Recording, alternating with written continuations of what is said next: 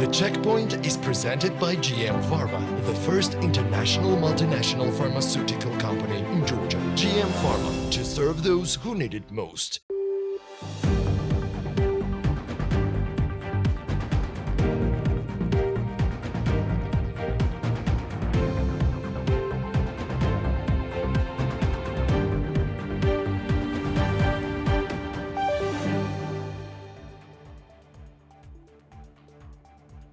The statistics are not encouraging for Georgia's economy. In 6 months, more people died in Georgia than were born.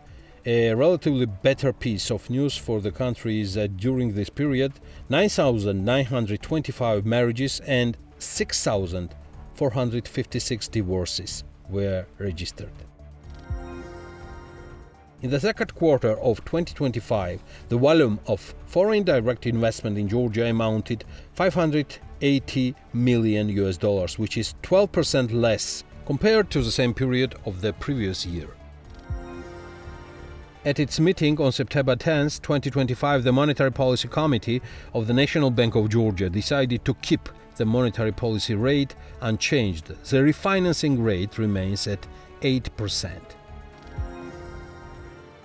As part of the 2025 harvest campaign, the government expects a grape harvest of 250,000 tons this year. According to the Prime Minister, the state-owned company Harvest Management Company will purchase Saperavi grapes harvested in the Kakheti region for $1.50 per kilogram, Archi and other wine varieties at $1.20 and substandard or damaged grapes at $1. A total of 50 million Georgian lari will be allocated from the state budget for this program to the particular state-owned company. IDS Borjomi, Georgia officially opened a new bottling plant equipped with modern technologies in the 135th year of Borjomi mineral water production. The total investment in the project amounts $120 million. Archi, the largest development company in Georgia and the region, is launching the most large-scale project in the capital's history, Grand Avenue by Archi. The project will attract over $1 billion in investment. 75% of the complex area will be dedicated to greenery and recreation. One of the company's founders and managing partners, Ilya Zulaya, announced the project presentation and the start of the sales for September 20th. Petrogas Energy Group, one of the leading integrated energy distribution companies in the Caspian and Black Sea regions, announced significant changes in its shareholder structure. As a result of a deal concluded on April 25, 2025, the existing shareholders fully bought out Mr. David Yakobashvili's stakes in Petrogas. Last week, investigative services of Georgia arrested the owner of a bread factory for stealing natural gas worth 4.3 million Georgian lari. He had operated the bread factory in the Shida-Kartli region for years, supplying the local population with baked goods. On the factory's premises, he had also illegally set up a makeshift auto gas station where dozens of vehicles were refueled daily. Also last week, the accountant of the Sixth Author School was arrested. According to the investigator's office, the accountant transferred 2,100,000 lari from the school's account and lost part of it in gambling. The school, however, stated the school is fully equipped with all necessary resources to ensure the uninterrupted and high-quality continuation of the learning process. We will continue classes as usual with exciting news and new projects upcoming. The Prosecutor Office of Georgia has charged former Defense Minister Defense Burchuladze with abuse of official authority by a high-ranking political officeholder and with money laundering.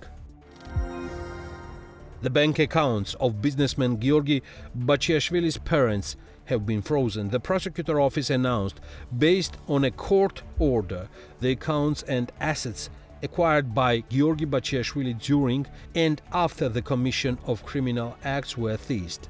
Giorgi Bachiashvili's trial is scheduled for September 22nd. At the end of the month, another trial of a former senior official will take place. The court hearing of former Deputy Minister of Economy Romeo Mikhautadze is scheduled for September 30th. As his lawyer Beka Nemtsitsveridze told BMG, they had appealed the decision to keep him in custody at the Court of Appeals, but the court did not admit the case for review. This is The Checkpoints. I'm Elena Kwadjilashvili, author and the host of the show, and the Checkpoints team is ready to sum up Business and Economics Week for you. The number of registered vehicles in Georgia continues to rise, while parking remains a growing challenge in Tbilisi and other major cities. According to real-time data from the service agency, 1.9 million cars are currently registered in the country, an increase of 16,000 vehicles in just 1 month. Against this backdrop, the number of parking spaces in Tbilisi has actually decreased by 958 units over the past 5 years. Current statistics show that there are 28,516 parking spaces in the capital compared to 29,474 in 2021. Nearly half are zonal and half are non-zonal areas. Tbilisi Vice Mayor Giorgi Tbilisi told BMG that the city's parking policy is being implemented in collaboration with the private sector. According to him, strict regulations now require developers to arrange a set number of parking spaces for new buildings, and many projects have gone beyond residential needs by adding commercial parking. Collaboration with business is a very important component in the general transport parking policy.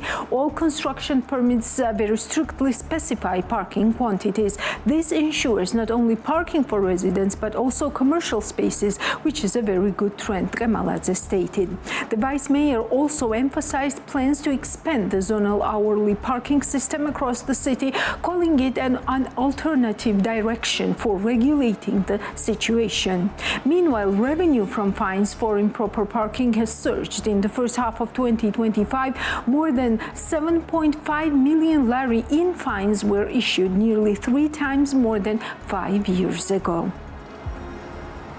Georgian airports served 5.6 million passengers from January to August 2025, according to Tamari Yoseliani, chair of the Supervisory Board of Georgia Airports Association. She made the statement that an event marking the 20th anniversary of TAV Georgia's operations. Yoselian noted that TAV's 20 years in Georgia demonstrates successful cooperation between the government and the private partner.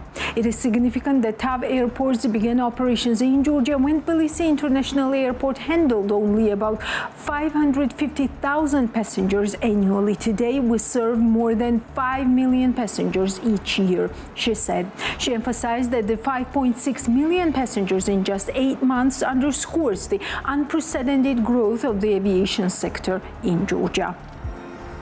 European countries are of outstanding strategic importance to our country, both in terms of tourism and attracting direct flights, said GD Minister of Economy Mariam Krivishvili at the 20th anniversary of TAV airports.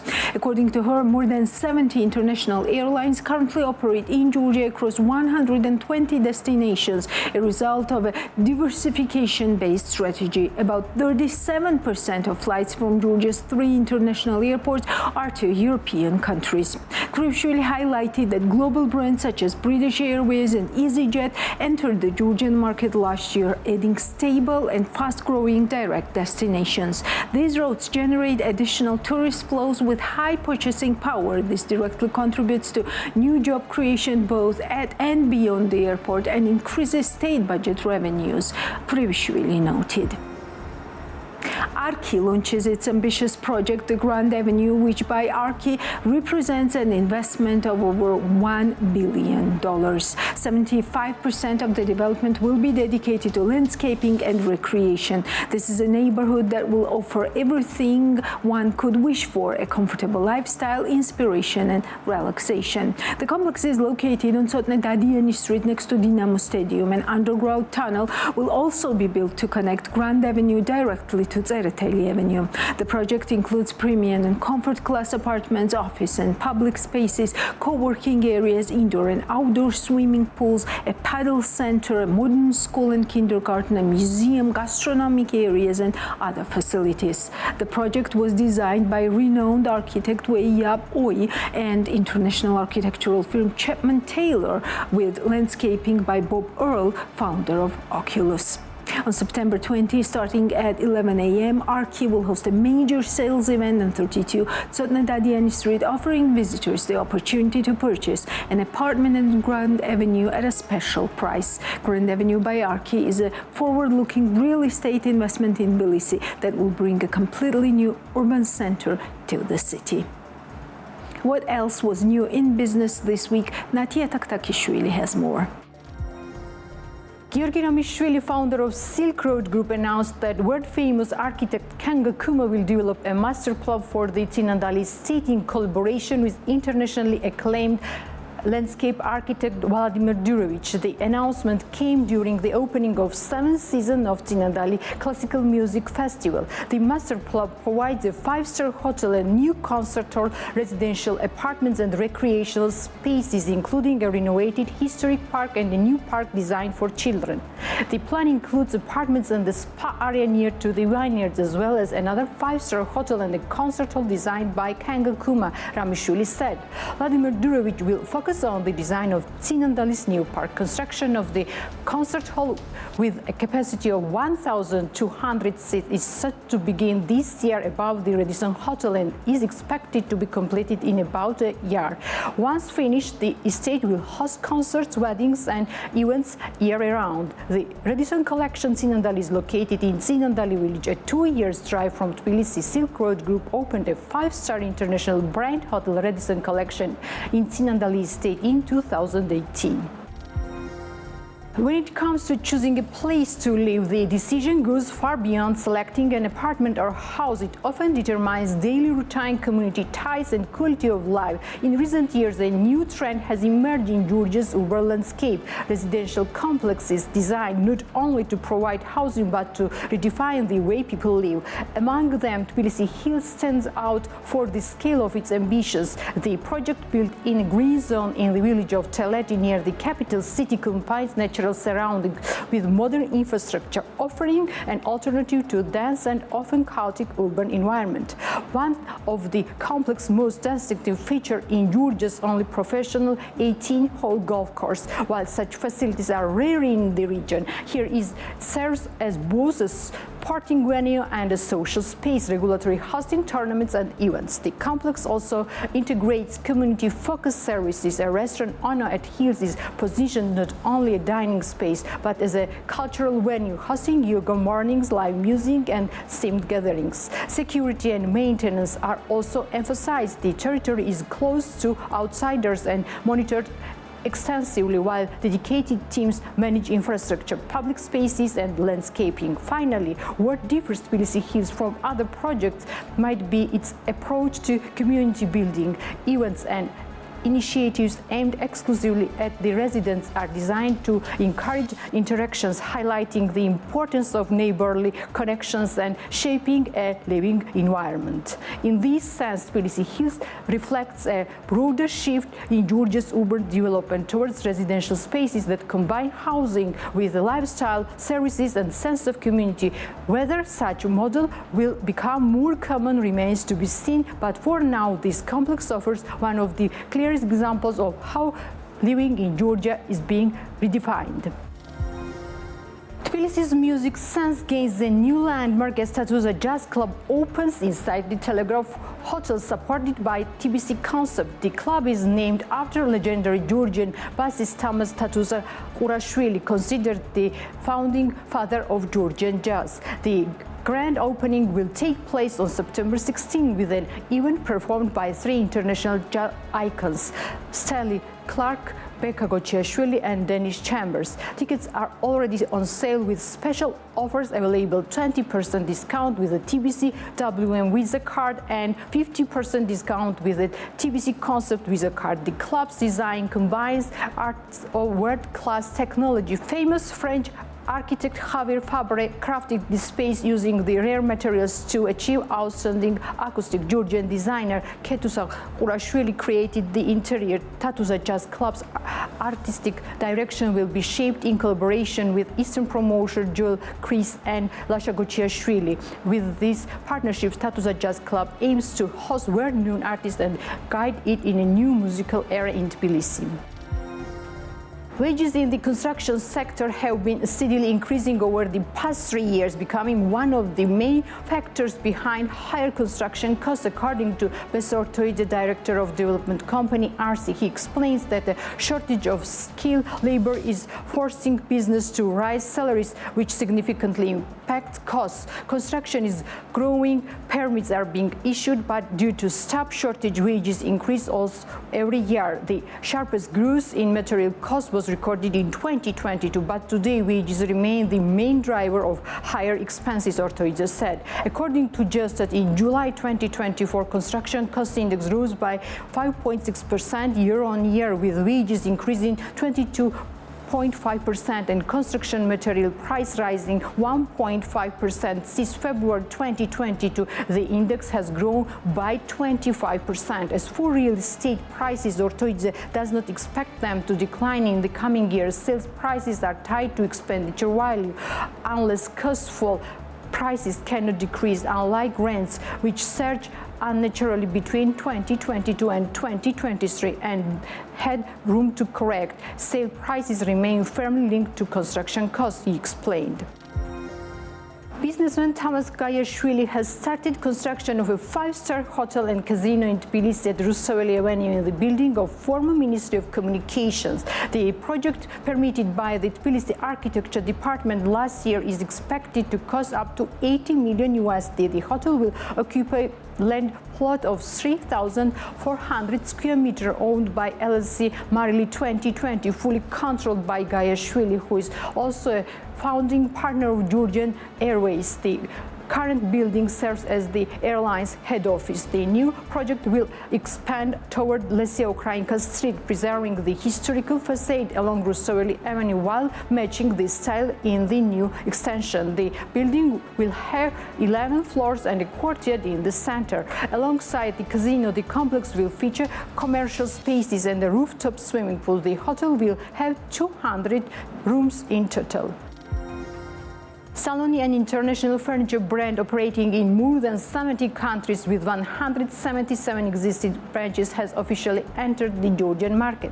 The company opened its first Georgian showroom in Batumi with plans to expand to Tbilisi by December. According to the company representatives, the investment in Batumi branch reached $1 million lari, with a similar investment planned for the upcoming Tbilisi showroom. Batumi is a rapidly developing city, and accordingly, the demand for furniture is also growing. We know the city well, and we thought that by setting up a showroom here, we would help people make the right decision. That's why we started with this city, said Batri Putkaradze, Saloni's director in Georgia. The Batumi showroom combines Georgian traditional elements with modern design, offering customers a unique shopping experience. Visitors can explore complete model apartments, kitchen, cabins, installations, and other types of furniture. Customers are also able to select fabric, color, and texture from the wide catalog. Saloni attributes much of its success to its in-house design studio and 7 production facilities in Turkey, spanning 60,000 square meters and equipped with modern technologies. The company focuses on quality, modern design, and eco-friendly materials. Eco-friendly materials and modern technologies are the foundation of our quality control. This is what makes Saloni one of the most reliable and sought-after brands worldwide, noted Putkaradze. Founded 25 years ago in Turkey, Saloni has established as a global presence across markets such as UK, France, USA, and Canada. Exports account for 70% of company's revenues, with 30% coming from domestic sales. The Bank of Georgia continues to support regional development and tourism with the opening of a new hotel, Agarani Estate, in the village of Kobakhidze. The project, valued at $6 million, received $2 million in investment from the bank, which was allocated for construction and renovation. The hotel is located near to the summer residence of Archi 2 and features 56 rooms, a library, swimming pool, lounges, veranda, restaurant, and various conferences and event spaces. The hotel is situated on the edge of a forest 800 meters above sea level with a naturally cool summer climate. The property includes the hotel and vineyard, while villas with room service will be built on an additional 6.5 hectares in the future. With its breathtaking views of Caucasus, we expect it to attract both international and local guests, said Kobakhidze, director of Agarani Estate. Lali Kelauradze, deputy director of Corporate Client Service Department of Bank of Georgia, noted the Bank of Georgia has long supported the hospitality sector and regional tourist development. We are pleased to see another unique hotel added to Kobakhidze and will continue our efforts to strengthen partner businesses, she said. Former Minister of Defense of Georgia, Defense Burchuladze, has been arrested, the State Security Service announced. According to the agency, the arrest followed operational search and investigative actions carried out under the court ruling. Defense Burchuladze, former Minister of Defense of Georgia, has been arrested for abuse of official powers and legalization of illegal income by a public official, which involved receiving an especially large amount of income, the SSG stated. Further details on the case have not yet been released. A wave of personal changes has affected most state-owned enterprises under the Georgian Dream government since spring 2025. Alongside leadership changes, the government reports 700 million lari saved through optimization, according to Irakli Kobakhidze. GD Prime Minister Irakli Kobakhidze announced that 700 million lari saved through the optimization of state-owned enterprises will be reinvested into their development, particularly in the energy sector and Georgian railways. According to Kobakhidze, the largest savings were achieved at Electrosystem and Sakrus Energo, where optimization measures, including personnel transfers, expense reductions, and structural changes, generated significant results. In total, state-owned enterprises saved 700 million lari annually as a result of optimization. This is not a one-time saving. The funds will be returned to the development of the railway, the power system, transmission lines, and other strategic assets, which will directly accelerate the country's economic growth, said Kobakhidze. However, questions remain regarding the details of the optimization process. BMG requested information from Georgian Railway and other state companies about the scale of personnel cuts, annual savings, and specific enterprises where optimization has taken or will take place. As of now, the Ministry of Economy has not provided any response. It is worth noting that on June 3rd, Kobakhidze previously stated that the reform of state-owned enterprises, first announced in 2022, had already saved 52.5 million lari this year, 36 million lari in Georgian railways, and 16.5 million lari in energy enterprises. Government officials have suggested that annual savings from these reforms could eventually exceed 100 million lari, with the broader goal of making state-owned enterprises profitable. Transparency International Georgia studied the asset declarations of around 6,000 officials employed in public sector. The aim of the research was to determine the value of gifts received based on declarations submitted in 2024. It is noteworthy that from December 2024 to June 2025, the official website for public officials' asset declarations was disabled due to a technical issue, which meant that access to an analysis of submitted declarations was not possible during that period.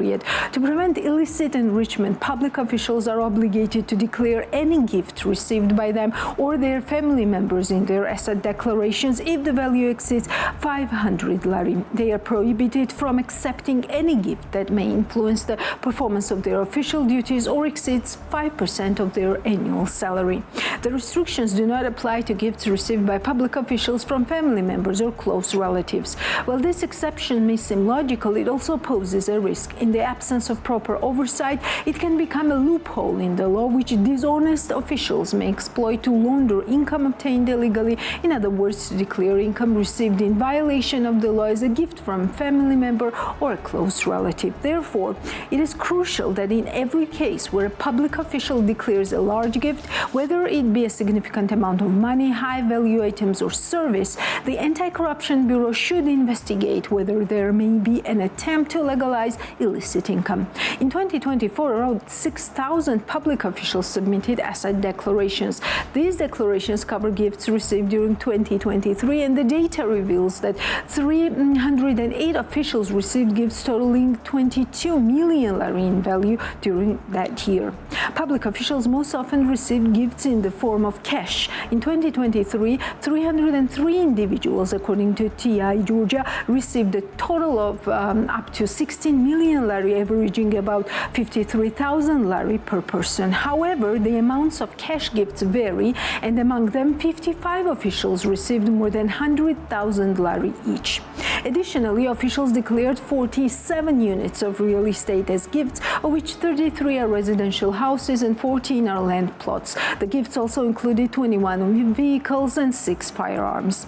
In cases of cash gifts, the money is often received in US dollars or euros. In 2023, according to TI Georgia, officials received up to 6 million USD and 347,000 euros.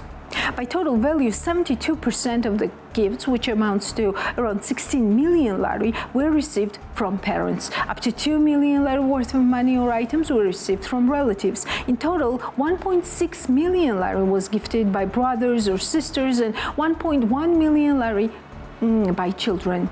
In 2023, officials from about 90 different institutions received gifts. Employees of the Prosecutor's Office of Georgia received the largest total value of gifts. 46 employees received gifts worth a total of 4.5 million lari. Next are members of parliament who received gifts totaling 2.4 million lari, followed by employees of the Ministry of Internal Affairs with gifts worth up to 2 million lari, and judges who received gifts valued at 1.3 million lari. In 2023, among high-ranking officials, substantial gifts were received by former Prime Minister Irakli Garibashvili, 150,000 lari, Minister of Justice Rati Bregadze, $100,000 an apartment, Deputy Minister of Justice Buba Lumuashvili, 160,000 lari, Chairman of the Tbilisi City Assembly Giorgi Tkemaladze, $60,000, and Supreme Court Judge Giorgi Mikhautadze, $50,000. All of them received gifts from family members. The U.S. Helsinki Commission held a hearing on Wednesday, September 10, 2025, which examined the global consequences of Georgia's slide into authoritarianism. Witnesses President Salome Zurabishvili, former Minister of Defense Tina Tilkhidashvili, and Senior Fellow at Hudson Institute Center on Europe and Eurasia also explored U.S. policy options such as passage of the bipartisan Megabari Act to assist the people of Georgia as they seek to maintain their independence and long-standing mutually beneficial relationship with the United States. For more than 30 years, the United States has stood shoulder to shoulder with Georgia and has been there to help us build an independent, stable, pro-Western, reform-oriented state, which we're losing right now. It has invested a lot of resources in Georgia, financial resources, but also human resources. And that was not just a gift, it was a commitment to Georgia's freedom, to Georgia's security and European future. It has contributed to the development of Georgia's economy, of democratic institutions, helped equip and train Georgia's defense forces, build schools and hospitals, and train teachers, civil servants, and medical professionals. Those actions secured peace and stability in Georgia, a country that became increasingly decisive for Black Sea security, for the Middle Corridor, for the energy routes linking the Black and Caspian Seas and beyond to Central Asia and its vast resources. And of course, Georgia was acting as a reliable partner of the United States, joining the missions in Afghanistan and Iraq. And that is the most important, the Georgian people massively supported this partnership. So, in short, Georgia was a strategic win for the US, a win over Russia, and a peaceful one. After more than a century of Russia attempting to keep the Caucasus and hence Central Asia under its exclusive domination, America had become a full-fledged actor in the region that inspired our people and defined new standards.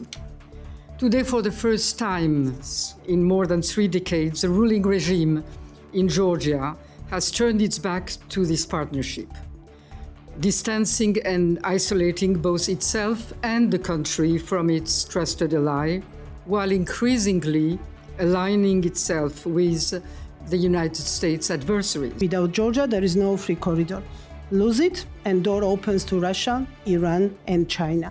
Here is the report I distributed at this hearing about the Iran's ambitions in Georgia, modern ambitions in Georgia, about the ways Georgian Dream tries to avoid sanctions set on the Iran, how Iranians see Georgia as a heaven for their economic activities, using Georgian territory, using companies established in Georgia. I will not go in details of it, but here is an evidence-based proof of all those problems the Georgian Dream represents in today's world from this very particular point of view. A free, democratic, Western-oriented Georgia is unacceptable to Moscow, Tehran, and increasingly problematic for Beijing. And unfortunately, today's ruling party, Georgian Dream, has chosen a path that serves those authoritarian interests rather than resisting them. Georgian Dream has deepened ties with authoritarian powers. They court Chinese companies while blocking US businesses from opportunities in the Middle Corridor. Georgian Dream has created a textbook-level case of a nuclear seaport where the American-Georgian consortia was kicked out, and the promise was made for the Chinese company to come. Unfortunately, it has not happened yet, but there is a very strong interest on the Georgian Dream side to pave the way to the Chinese company. And here you can see lots of, all these reports are about the Chinese involvement in Georgia, are about the Chinese kleptocratic deals with the Chinese companies made by the Georgian government. Democratic backsliding in any partner country is troubling, but in Georgia, the consequences are serious because it undermines U.S. national security.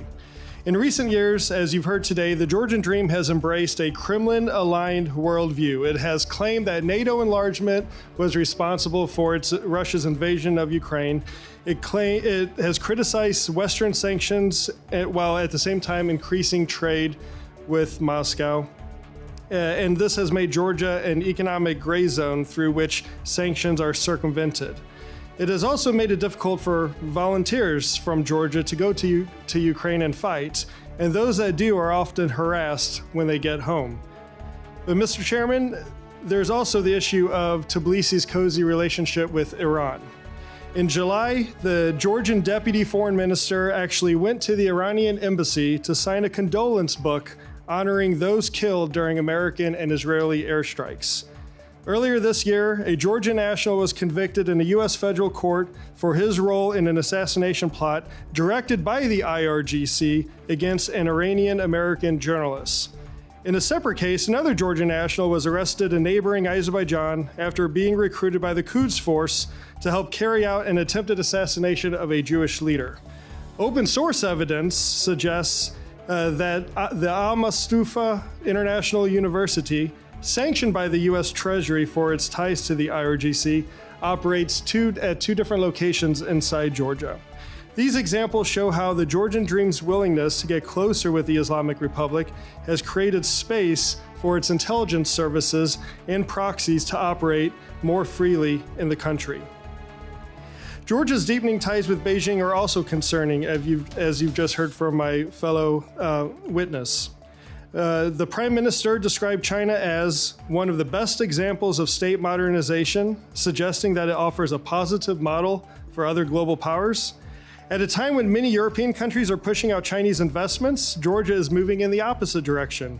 For example, after a U.S.-Georgian consortium was blocked to lead the Anaklia Deepwater Port project in 2020, it now seems we're on the verge of a U.S.-sanctioned Chinese company running this project.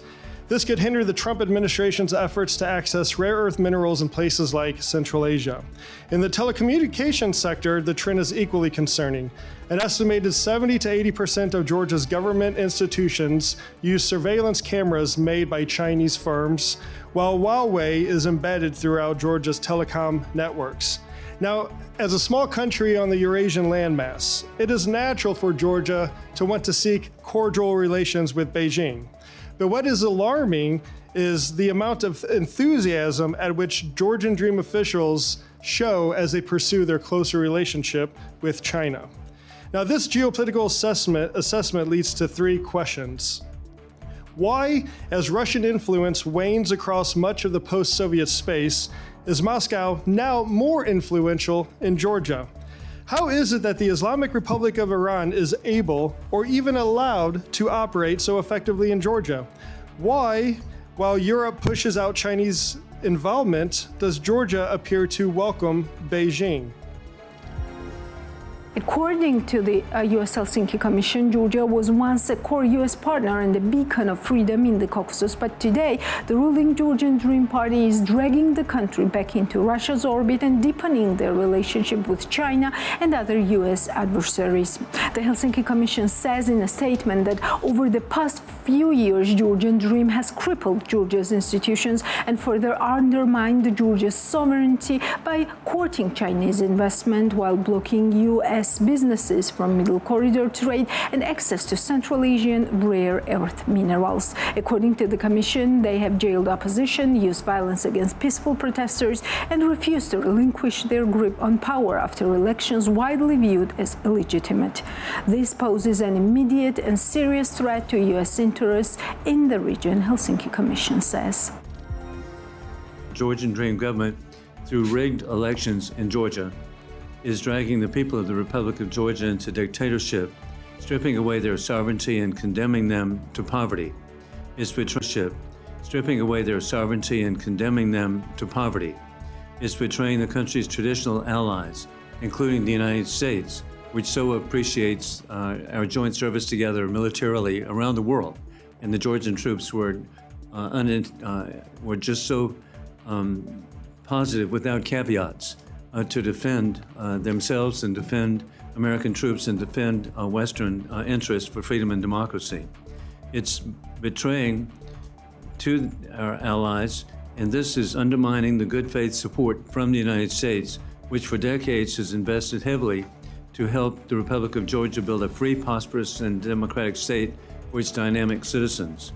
What we're witnessing today is the dismantling of that progress by a corrupt regime that has no legitimacy. Georgian Dream came to power through fraudulent elections. It rules as a one-party state. It has arrested opposition leaders, beaten and tortured peaceful protesters, silenced independent media, and turned Georgia into a laboratory of authoritarian control. And it's quickly putting itself in the category of Belarus and the Russian Federation. This betrayal does not stop there. Georgian Dream has chosen to cozy up to the Chinese Communist Party, opening the door for Chinese influence in the Georgian economy and infrastructure, and very important, sadly, giving its Black Sea port to the Chinese Communist Party, blocking American businesses from strategic trade routes and tying the Georgian future to a regime that openly prepares for confrontation with the American people. At the same time, it's working hand in glove with war criminal Putin, helping Moscow evade sanctions and resell its oil, even as Russia still illegally occupies 20% of Georgia's territory with South Ossetia and Abkhazia. Let's be clear, Georgian Dream does not represent the Georgian people. Time and again, the Georgian people have shown through massive demonstrations, and in their own voices, they want democracy, sovereignty, and return to a future with the West of peace and prosperity. But today, their aspirations are being crushed by a small group of oligarchs and autocrats who answer not to the people, but to the Chinese Communist Party in Beijing and war criminal Putin in Moscow. I was in Georgia, I think it was 2015. Was that the year of the dream? And when I went there to look at the elections and be a witness to the elections, I was really impressed by the people in the streets and their enthusiasm for opportunity to vote, for democracy, and for a new government. I saw in the hotel I was in Mr. Ivanishvili, and I hate to say that, I judge people sometimes by how they look, but when I first saw him, he had all the appearances. Little did I know, because I didn't know much about Elon Musk at the time, but he had all these things that later I've seen it was an Elon Musk feeling. Rich, arrogant, elitist, and very well thought of himself. And I thought, this is the good guy? But he swept in and I saw him there. And that Georgia dream has turned into the Georgia nightmare. The EU delegation to Georgia has reaffirmed the European Union's unwavering support for the German ambassador to Georgia, Peter Fischer. The mission shared this message on X, formerly Twitter. Our solidarity with the German ambassador, as stated by the HRVP spokesperson, the EU rejects and condemns the disinformation and baseless accusations regarding the EU and its member states' role and activities in Georgia. The statement reads. Furthermore, the EU mission shared Peter Fischer's post in which the German Foreign Office expressed its support for the diplomat. The Federal Foreign Office firmly rejects and condemns the baseless accusations by Mr. Papuashvili. We're worried that by spreading disinformation and divisive narratives, he is actively undermining Germany-Georgia relations. We firmly reject the continuing aggressive rhetoric by representatives of the Georgian dream towards the German ambassador. The German ambassador in Tbilisi represents the position of the federal government. Germany reiterates its call on the Georgian authorities to stop spreading false narratives regarding EU and German positions and policies and to change its current political course, the ministry stated. Just to remind you, this week Shalva Papuashvili, the Speaker of the Georgian Parliament, wrote on social media that at the time the German ambassador was posting his message, those he had expressed support for were attacking the Georgian Dream's Tbilisi election headquarters with fascist chants. How did the economy perform this week in our short overview? Georgian Dream Prime Minister Irakli Kobakhidze said the Georgian economy might surpass the International Monetary Fund's forecast of 7.2% growth for 2025, citing strong performance in recent months. He made this statement before the government session held after a 3-month break. Last month was also successful in terms of economic growth. Overall growth in January and July amounted to 8%, which is the highest indicator not only in the wider region but also in Europe, Kobakhidze noted. According to him, Georgia's solid economic performance is already reflected in the strengthening of national currency and record foreign exchange reserves. The national currency rate has strengthened by 15 tetri against USD in the past 7 months, which demonstrates the resilience of our economy. Meanwhile, the National Bank increased foreign exchange reserves by 1.3 billion USD between March and July, a record figure taking into account August data. We expect this number to exceed 1.5 billion USD by the end of the year, Kobakhidze said, adding his thanks to the National Bank and its president for their contribution. The Minister of Health, Mikhail Burchuladze, commented on the launch of market monitoring by the Competition and Consumer Protection Agency, which aims to assess competition in Georgia's medical service sector. He emphasized that state's main priority is protecting patients' rights. We would like to see through attention paid to the correctness of business operations in certain areas. There have been some irresponsible statements from individual businesses and associations suggesting that in some cases dishonest practices are used to increase profits or cover certain expenses. Naturally, such claims have prompted the competition agency to investigate, Burchuladze said. He added that study may uncover noteworthy circumstances in the sector. Recently, the competition agency completed monitoring related to the import of certain pharmaceuticals and completely abnormal practice we identified. I hope similar issues issues will not arise in other sectors, but if they do, the state will be uncompromising in its stance toward practices that don't prioritize the patient's interests. Economic gain is acceptable only if it does not conflict with the patient's welfare, the minister stated. The monitoring aims to ensure that the medical service market operates fairly with patients' rights and safety as the top priority. The Pension Fund of Georgia announced that as of late August, the assets of Georgian citizens' pension savings exceeded 7.4 billion lari, with total generated income reaching over 1.9 billion lari. According to the fund, August was particularly strong month for investment portfolios, largely due to rising stock prices in international markets. This positive trend was driven by robust quarterly corporate earnings and improved global economic outlook and expectations of a more accommodative monetary policy from U.S. Federal Reserve.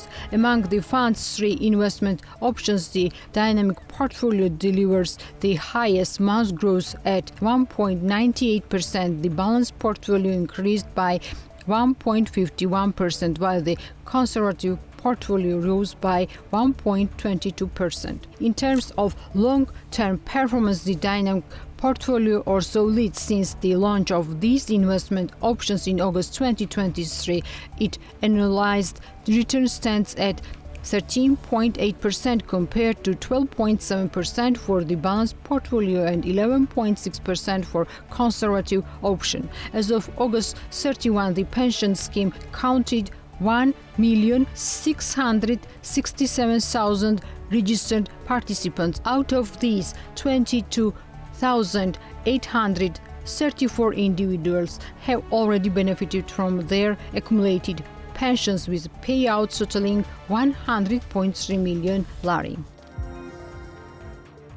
The Minister of Environmental Protection and Agriculture, David Songhulashvili, stated that the state's grape pricing policy introduced this year has already delivered positive results, with a large share of the 2025 harvest classified as high quality. According to Minister, Songhulashvili made the remarks after the government session, highlighting the significance of change introduced during the year harvest season. The grape harvest, Georgia's main agricultural product, has begun. This is a special season for our wine growers. At the start of the year, we announced that a new system would be introduced, setting different prices for grapes based on their quality. A higher price was established for high-quality grapes, further encouraging improvements in production. Today, we are already seeing the results. A large part of the harvest is high quality, which proves that our policy has paid off, Songhulashvili said. He added that the government will continue to focus on raising the quality of grapes, ensuring better competitiveness for Georgian wine on both local and international markets.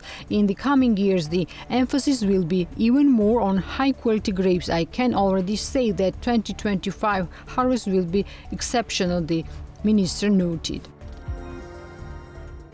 The tender for the construction of the tram line connecting Didi-Romi and Didube metro station will be announced within this week, Tbilisi Vice Mayor Giorgi Tremaladze told BMDG. He noted that delay was due to legal procedures required for the tender announcement. According to the market research, the estimated cost of the project is €110 million, including the tram carriages. Through this figure may be adjusted. Absolutely all procedures regarding the announcement of the tram tender have been completed. Certain legal obligations had to be fulfilled by the regional ministry, and we are hopeful that the tender will be announced by the end of the week, if not next week at the latest. Market research shows the approximate cost of the project is €110 million, including carriages. This amount may be adjusted, but this is the figure revealed by our research, Tremaladze said. The modern European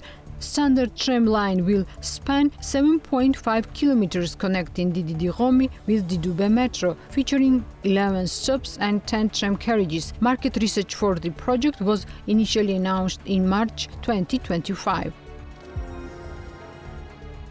Foreign direct investment in Georgia's energy sector rose to $126 million in H1 2025, marking a 34.7% annual increase according to preliminary data from JOST. The sector now ranks second in terms of FDI inflows following financial and insurance activities.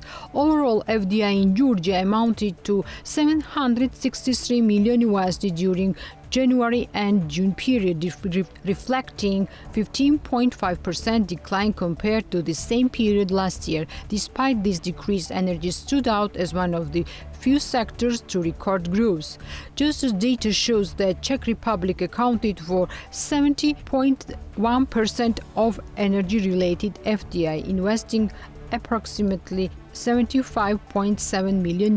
Other countries with notable contributor included the Netherlands, Turkey, investments from Marshall Islands, Japan and United States, China, Cyprus, Denmark, Estonia remain confidential under Georgia's law on official statistics, which restricts disclosure when data could directly or indirectly identified investors. BMG also obtained information on key Georgian companies that received foreign investment in this sector during this period. The list is as follows: Tbilisi, Georgia Urban Energy, Tbilisi Energy Pro Georgia, Sakgaz, Eastern Energy Corporation, Daryali Energy, Acharistkali Georgia, EP Georgian Generation, EP Georgian Supply. The growth of FDI in energy underscores the sector's increasing importance within Georgia's economy, particularly as the country positions itself as a regional hub for electricity and natural gas transit. And that's all for today. We'll meet next Sunday. Before that, follow us on bm.g.